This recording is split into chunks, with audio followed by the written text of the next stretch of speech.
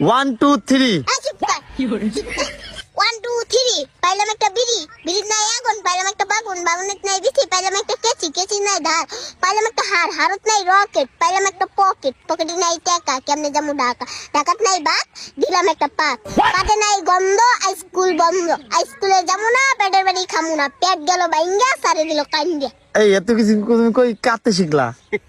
হ্যাঁ, নানি শেষ। তোর নানি এইসব পুংটা পুংটা পুংটার কথা শিখায়? হ্যাঁ,